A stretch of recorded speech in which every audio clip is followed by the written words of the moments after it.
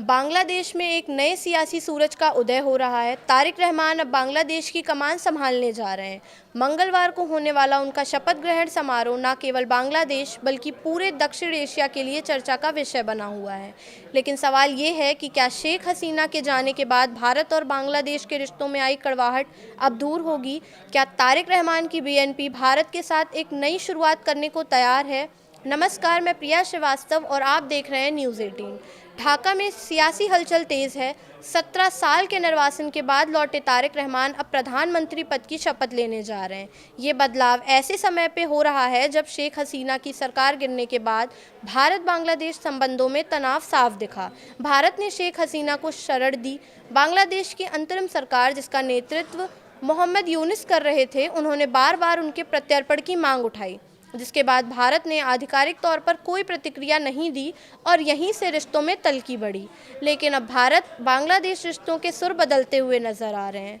BNP के महासचिव मिर्ज़ा फ़खरुल इस्लाम आलमगीर ने साफ कहा कि अगर शेख हसीना को भारत बांग्लादेश के हवाले नहीं भी करता है, तब भी व्यापार, वाणिज्य और राजनीतिक रिश्ते आगे बढ़ेंगे। यानी संदेश साफ है, मतभेद हो सकते हैं मगर रिश्ते नहीं टूटेंगे। याद कीजिए, अंतरिम दौर में मोहम्मद यूनिस की सरकार ने प्रत्यार्पण को बड़ा मुद्दा बनाया था, लेकिन अब बीएनपी बातचीत के रास्ते पर जोर दे रही है।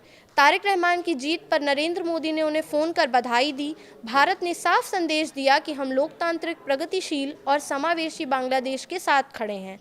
हालांकि शपथ ग्रहण समारोह में पीएम मोदी की जगह ओम बिरला शामिल होंगे, जो एक महत्वपूर्ण कूटनीतिक संकेत माना जा रहा है। आलमगीर ने यह भी कहा कि अगले साल से पहले गंगा जल संधि के नवीनीकरण के तहत फरक्का के पानी का मुद्दा उठेगा। फिर सीमा पर होने वाली हत्याओं का मुद्दा है और हमें इन सब पर बातचीत करनी होगी।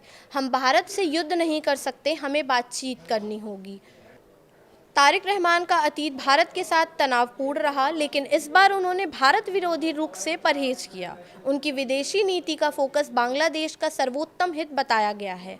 अब सवाल ये है कि क्या ढाका और दिल्ली नई शुरुआत करेंगे या फिर प्रत्यर्पण का मुद्दा बार बार रिश्तों की परीक्षा लेगा? तो क्या दक्षिण एशिया में कूटनीति का नया दौर शुरू होने जा रहा है या फिर पुराने विवाद फिर से उभरेंगे? निगाहें ढाका और दिल्ली दोनों पर टिकी हुई हैं। फिलहाल इस वीडियो में इतना ही। ऐसे ही और वीडियोस के लिए देखते रहिए न्यूज़ 18।